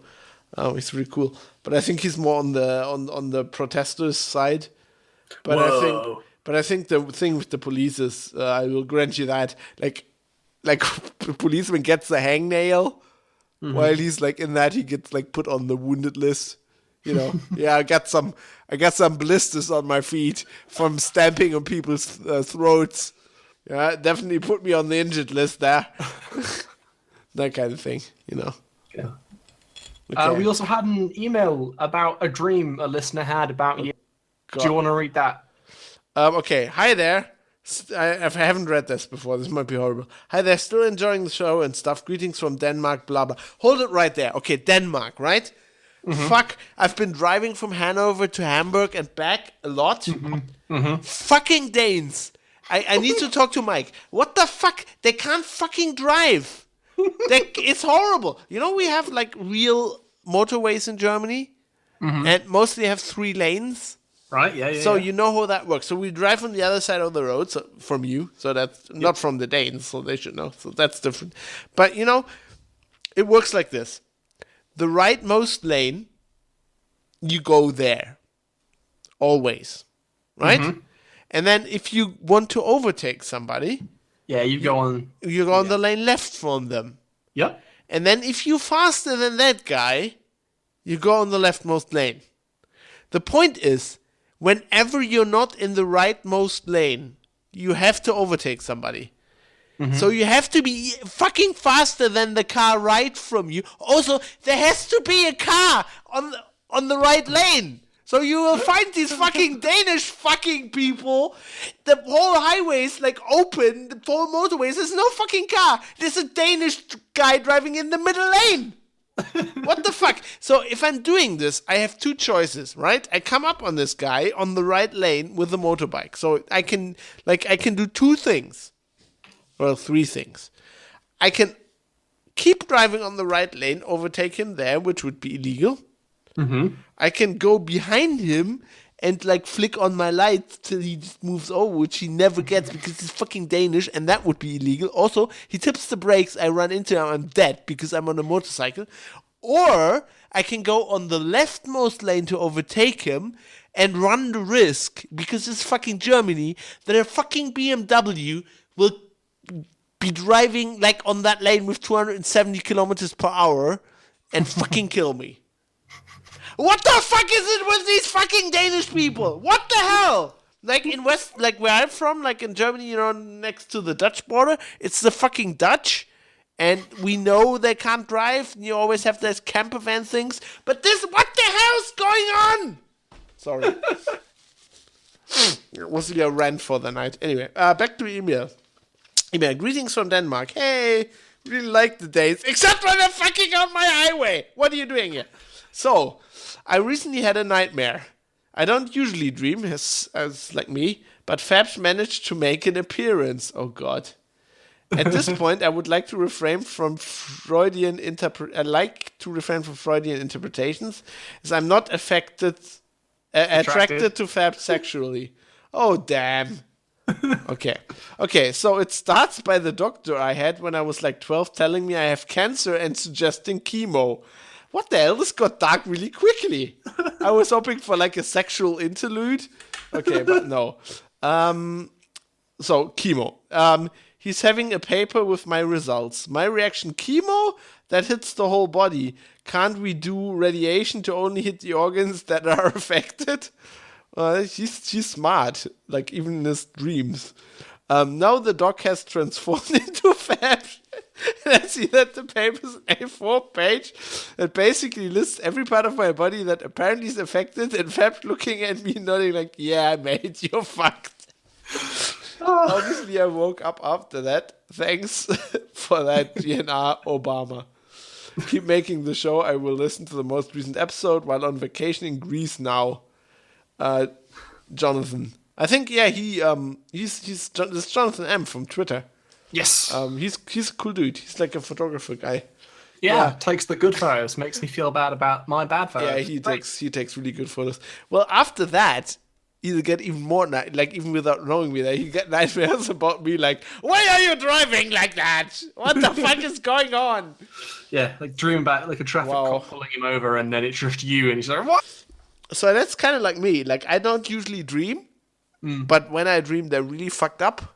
Like, I had this, like, very recently, I had, like, like a while ago, I actually talked about this on Twitter. I had this dream where, like, I was in Iraq. What? This gets worse. This is worse than this fucking dream.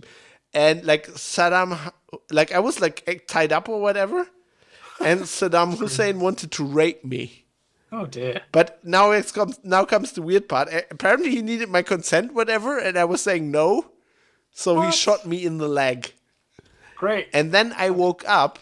You know how that when you get like, have you ever had that? So basically, when a bad thing happens and then you wake up. Yeah, and you're like, oh my. I thought my fucking leg was like shot through for like 10 seconds. Jesus, it was bad. See, this is fucked up. I recently just dreamt about the Battle of Helm's Deep, and it was.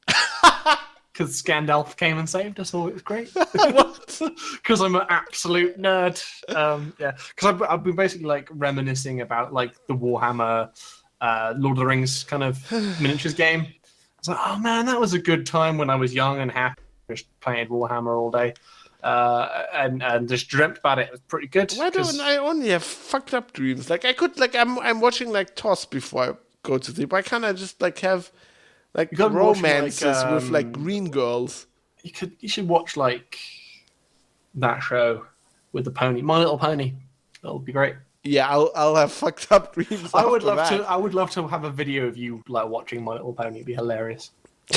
Fab reacts to My Little Pony. That could be one of our Patreon rewards. What? Yeah. Yeah, that's cool email actually. Like that. It's good. But why the fuck can't you drive? What the fuck's wrong with your country? What the hell? Learn to fucking... I mean, okay, they don't have motorways. That's probably it. Like, I've been over there. It's like... It's fucking ridiculous. We have to get Mike on the show. He needs to defend the Danish people. Defend your honor and your motorways. Right. You can contact us through various means. If you had a dream about Fab or I, please send details to GNR at sixgun.org, if they're safe for work.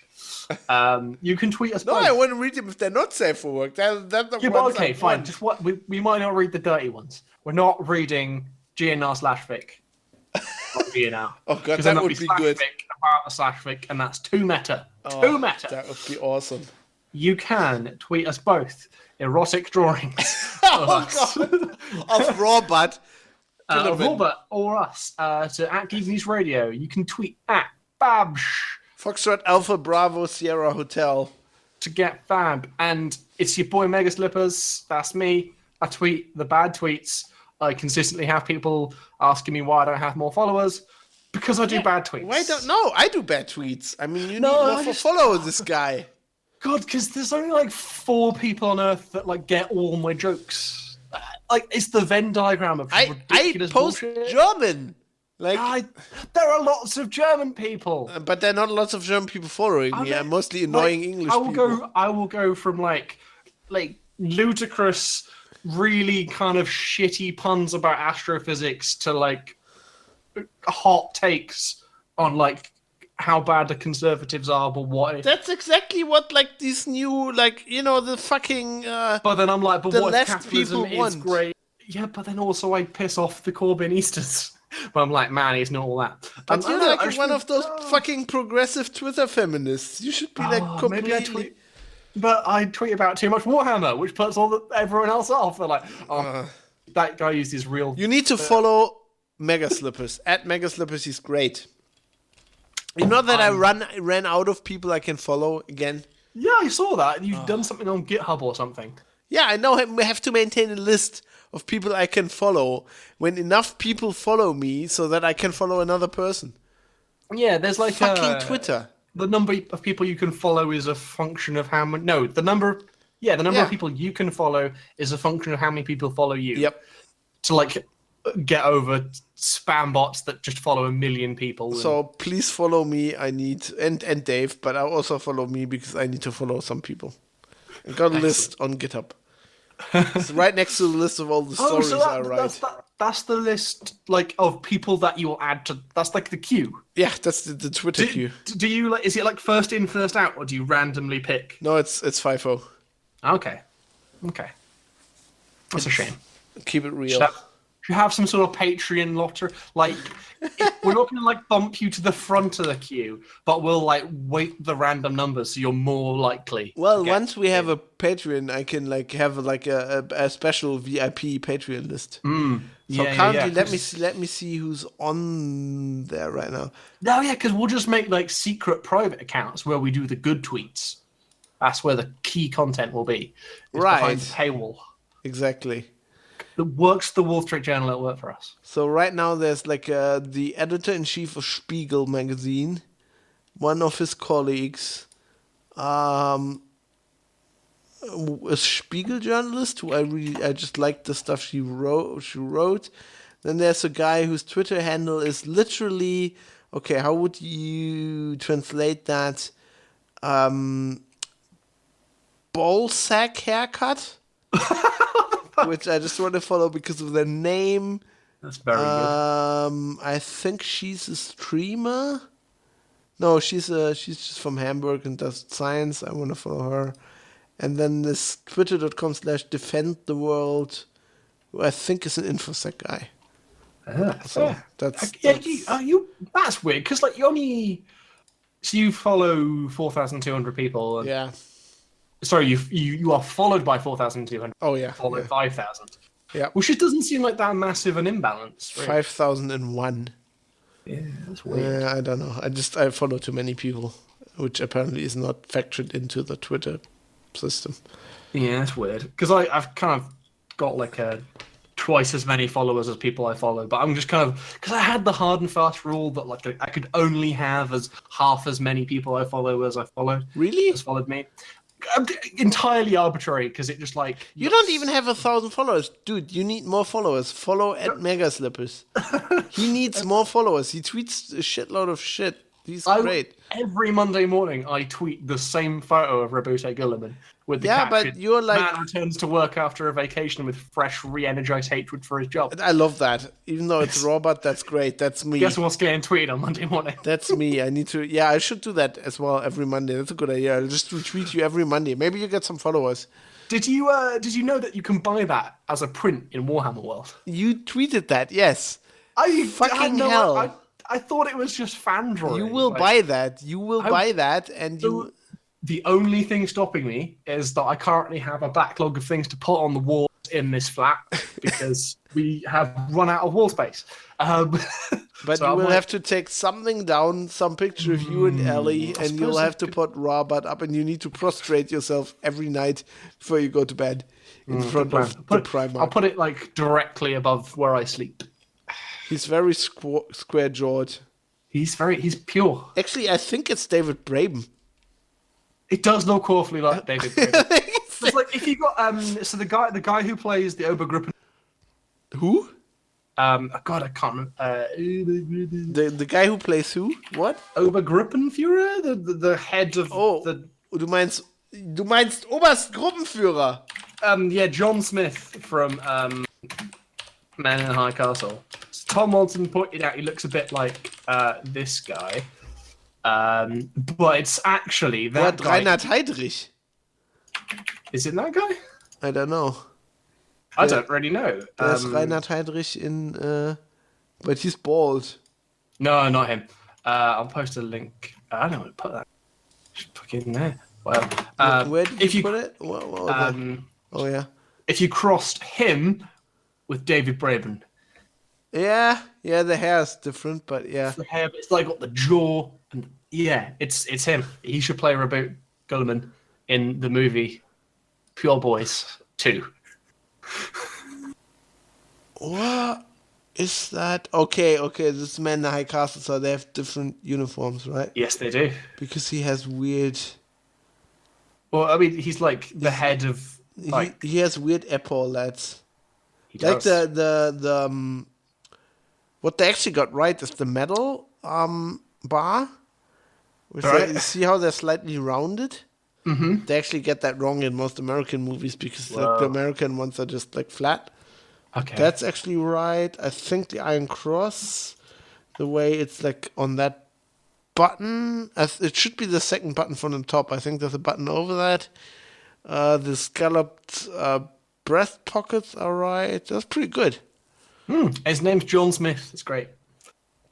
In the show, In the show, his name's John it's Smith. not a very German name. Well, no, because he's American. He's like It the should head be of. called Johannes. What Smith? God, I can't remember the German name. Shit, it came out of my. Fuck!